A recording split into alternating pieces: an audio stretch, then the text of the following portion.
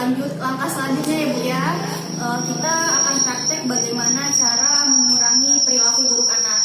Nanti saya akan bagi 3 kelompok. Coba Ibu buat kelompok ya Bu ya. Masing-masing cerita, nanti di situ masing-masing memerankan cerita yang ada. Di kelompok A memerankan yang ada di kelompok A. Di situ ada tentang Ibu Lili, Ita, dan Agus. Nah, ada yang menjadi Agus, ada yang menjadi Ita, dan ada yang menjadi Bu Lili. Dari 3 cerita tersebut berbeda-beda ya Bu. Silahkan dipraktekkan ya Bu ya. Nanti kita akan bahas satu persatu. Setelah sebuah kelompok praktek, silahkan saya beri waktu 3 menit ya Bu ya. Ya untuk kelompok satunya Bu Ima, yang untuk kelompok 2-nya Bu Elif. Oke. Dan untuk kelompok 3-nya Mas Mahmud. Oke.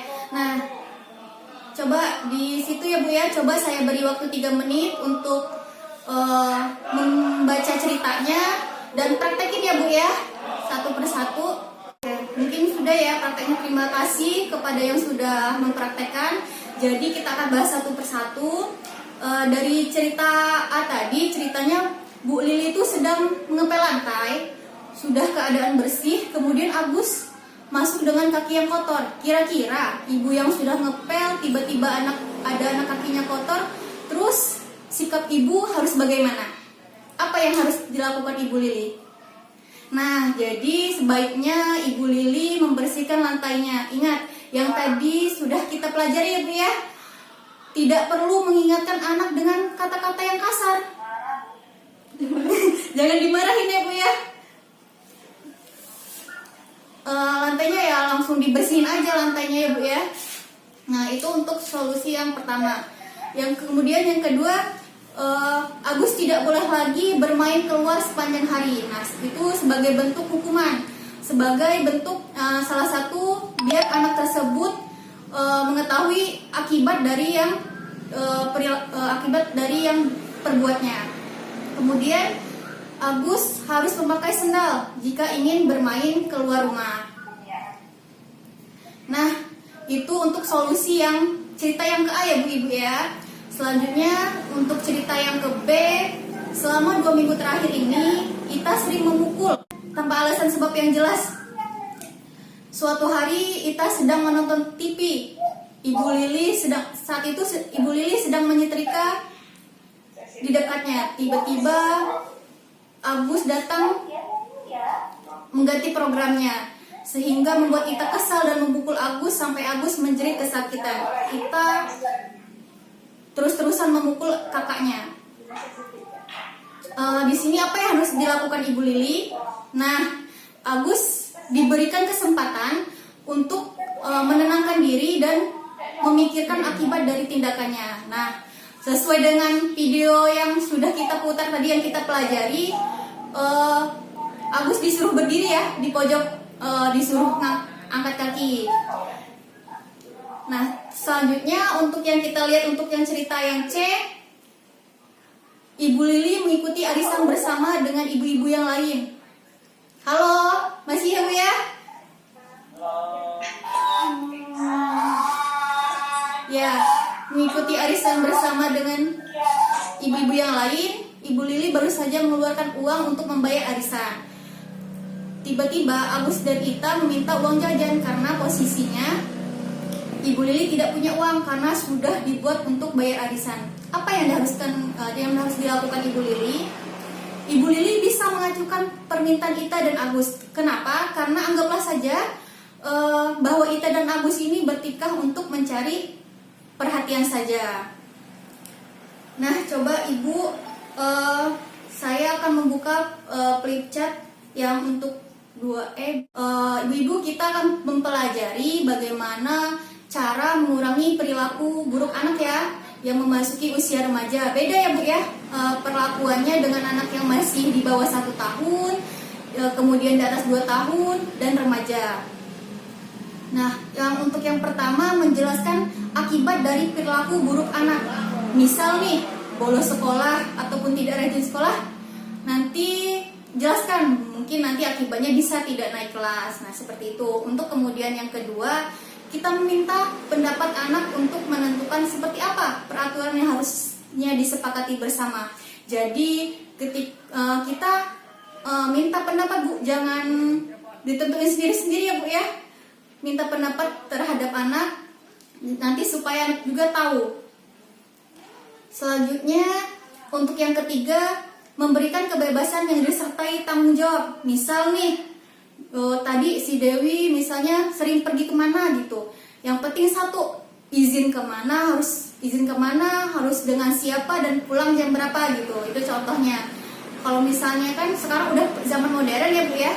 Kalau misalnya pulang telat nih, sekarang ya paling lewat HP ya Bu ya, ngasih tahu orang tua di rumah. Nah, seperti itu ya Bu ya. Selanjutnya kita akan nonton film ya Bu ya. Coba Bu kita saksikan filmnya ya Bu ya. 2E Bu. Kemana sih Dewi? Sudah jam segini belum pulang? Ibu juga cemas Pak karena Dewi belum pulang. Kita harus bisa lebih tegas dengan Dewi. Ibu juga Bu, jangan gampang saja memberikan izin kepada Dewi. Kalau sudah begini, kita yang repot. Ibu setuju kita harus tegas kepada Dewi. Tapi bukan berarti kita harus marah-marah atau kasar ya Pak.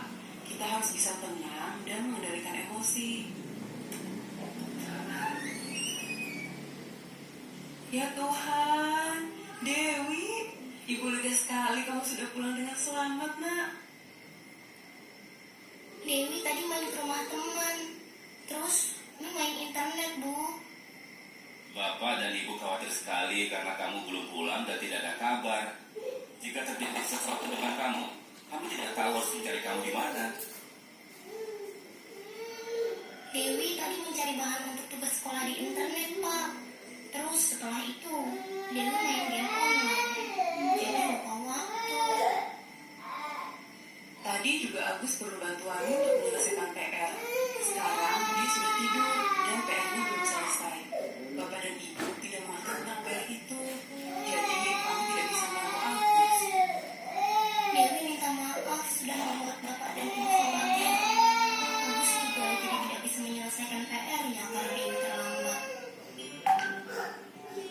Sini Dewi, duduk dekat Bapak dan Ibu. Kami tidak mau hal seperti ini terulang lagi. Ini sudah yang ketiga kalinya. Ibu dan Bapak telah memberikan kebebasan dan kepercayaan kepada kamu untuk bisa melakukan kegiatan yang mendukung keperluan sekolah dan masa depanmu kelak. Tapi, kebebasan dari kami harus disertai dengan rasa tanggung jawab dari kamu. Menurutmu, apa yang bisa kamu lakukan agar tetap bisa melakukan kegiatanmu dan juga bisa lebih bertanggung jawab? Kamu sudah besar. Bapak dan Ibu ingin kamu yang menentukan sendiri seperti apa sebaiknya sikapmu agar kami bisa mempercayai. Dewi akan memberitahukan dan minta izin dulu kepada Bapak dan Ibu. Dewi akan pulang ke rumah sebelum jam 6, supaya Dewi bisa membantu Agus menyelesaikan PR-nya. Ibu senang sekali jika kamu bisa pulang sebelum jam 6. Kamu juga bisa membantu Ibu dan kamu tak malam. Sekarang, Ibu harap kamu bisa mencucikan piring ya. Baik, jika begitu, kamu sudah menentukan sendiri sikapmu akan seperti apa. Bapak dan Ibu percaya padamu. Kami memberikan kebebasan, tapi harus disertai dengan tanggung jawab darimu, ya. Ya, oke. Udah nonton semua ya Bu ya filmnya? Nah, udah ya Bu ya? Udah. Nah, kira-kira dari film tadi pelajaran apa yang bisa kita ambil Bu? Kira-kira Bu? Coba yang Ibu kelompok 1 tadi, Ibu Imam ya? Mana Ibu Imam? Atau untuk yang di kelompok 2 tadi Bu Elik ada? Iya, ada. Kalau ada. Bagaimana Bu? Kalau tanggapan dari video tersebut, Iya. itu beli itu merasa khawatir, tapi dengan Pak Rusli itu sepakat untuk bersikap tenang dan tegas yang hati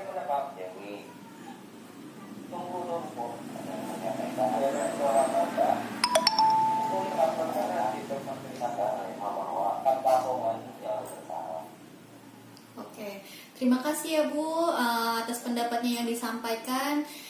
Jadi dari cerita ibu-ibu yang tonton tadi nih, kita bisa ambil pelajaran atau pengalaman bahwa Ibu Lili dan Pak Rusli ini sepakat untuk bersikap tenang dan kemudian tegas dalam menghadapi Dewi. Bu Lili juga dan Pak Rusli tidak kemudian menghakimi tindakan Dewi, namun mereka menyampaikan akibat dari tindakan Dewi. Bu Lili memilih mengatakan Ibu dan Bapak khawatir sekali dan Agus tidak bisa menyelesaikan tugas sekolah daripada mengatakan kamu kemana saja, tidak ada kabar, ibu tunggu sudah jam segini ya Bu ya. Tetapi dengan menyampaikan akibat dari perbuatan anaknya, biar anaknya bisa menerima bahwa ia bersalah. Bu Lili dan Pak Rusli juga memberikan kesempatan pada Dewi untuk menentukan sikap selanjutnya seperti apa. Terima kasih Bu. Oke. Terima kasih. Bagus, Kak. Ya, Bu.